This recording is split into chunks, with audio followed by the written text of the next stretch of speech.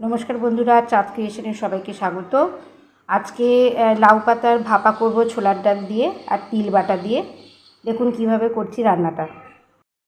পাতা ভাপা করার জন্য দেখুন ছোলার ডালটা আমি ভিজিয়ে নিয়েছি আর নেব তিল, সাদা তিল। যে তিলটাও কিন্তু আমি মিক্সিতে বেটে নেব।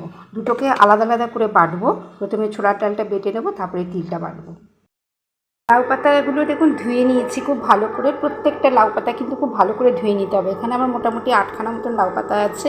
কেটে নিয়েছি পেঁয়াজ আর কাঁচা লঙ্কা পুর দেওয়ার জন্য। আর আছে এখানে ডালটা বাটা আর তিল বাটা, যেগুলো আমি দেবো ভেতরে। এবার প্রত্যেকটা উপকরণ কিন্তু লাউ পাতার মধ্যে খুব ভালো করে ভরে ভরে দিতে হবে এবং দেখতে হবে যাতে লাউ পাতাগুলো ফেটে না যায়। এর মধ্যে দিয়ে নেবো পরিমাণ মতো লবণ, মোটামুটি হাফ চামচেরও কম একটু লবণ দিতে হবে। এবার লবণটা দিয়ে কিন্তু খুব ভালো করে পেঁয়াজ আর লঙ্কার সাথে লাউ পাতাটা খুব ভালো করে কিন্তু মেখে নিতে হবে। এই উপকরণটা পুরো কিন্তু ভালো করে মেখে নিতে হবে।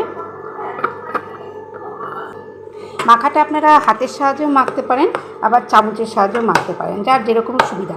আমি এখানে একটু হাতের সাহায্যে মেখে নেব, তাহলে মাখাটা খুব ভালো হয়। এতে কিন্তু আর কোনো কিছু মশলা দেওয়ার দরকার নেই, বিনা মশলায় শুধু লবণটাই যাবে।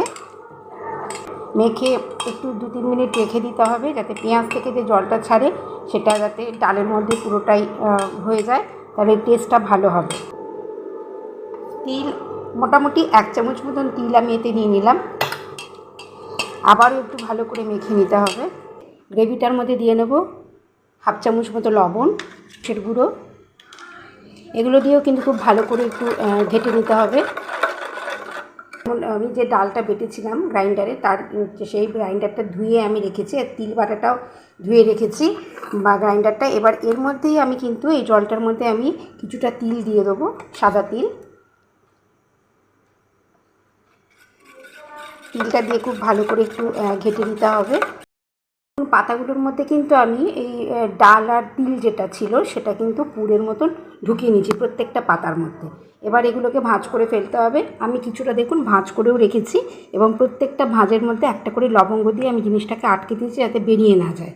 আপনারা সেরকম হলে সুতো দিয়েও বেঁধে নিতে পারেন। এবারে আমি এই সবকটাকে একসঙ্গে একটা বাটির মধ্যে করে বসিয়ে দেবো। সামান্য একটু হলুদ দিয়ে আবার ওইটাকে খুব ভালো করে ঘেটে নিতে হবে। দেখুন এই রকম পাতলা ব্যাপারটা আসবে গ্রেভির জন্য। গ্রেভিটা আপনারা যদি একটু পাতলা খেতে চান আর একটু পাতলা একটু জল মিশিয়ে নিতে পারেন।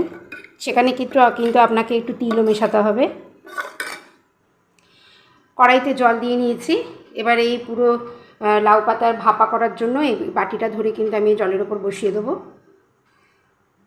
আচ্ছা, এইবারে যখন আমি এইটা লাউ পাতাটার মধ্যে যখন জিনিসটা ঢেলে দেবো পুরোটা, তার সঙ্গে সঙ্গেই কিন্তু দিয়ে নিতে হবে কাঁচা তেল। তিলটা দেওয়ার পরেই কিন্তু আমি সর্ষের তেল কিছুটা দিয়ে নিয়েছি। একটু বেশি করেই সর্ষের তেল এর মধ্যে দিতে হবে, কারণ এই তেলের গন্ধটাই পুরো ব্যাপারটার মধ্যে থাকবে। সর্ষের তেল আর কাঁচা লঙ্কা, সঙ্গে আমি দেখুন কাঁচা লঙ্কা 2খানা ভেঙে দিয়ে দিয়েছি। এবারে কিন্তু দিতে হবে, এটা ঢেকে দিতে হবে।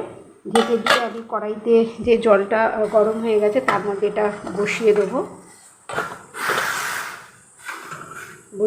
এবার জিনিসটা একটু ফুটবে, জলটা কমে গেলে আর একবার জল দিতে হবে। মোটামুটি 15 মিনিট টাইম দিতে হবে এটা সেদ্ধ হওয়ার জন্য। ছোলার ডাল বাটা দিয়ে লাউ পাতার ভাপা পুরো তৈরি হয়ে গেছে। তিল বাটা দিয়ে গ্রেভি তৈরি করেছি এটার জন্য। আর এই ভাপাটা কিন্তু গরম ভাতে খুব ভালো যায়। আশা করি রান্নাটা আপনাদের ভালো লাগলে সাবস্ক্রাইব করে দেবেন, লাইক করবেন, শেয়ার করবেন, কমেন্ট করবেন প্লিজ। ভালো থাকবেন, সুস্থ থাকবেন। আবার নিয়ে আসবো নতুন একটা রান্না নিয়ে এই চাঁদ ক্রিয়েশনে।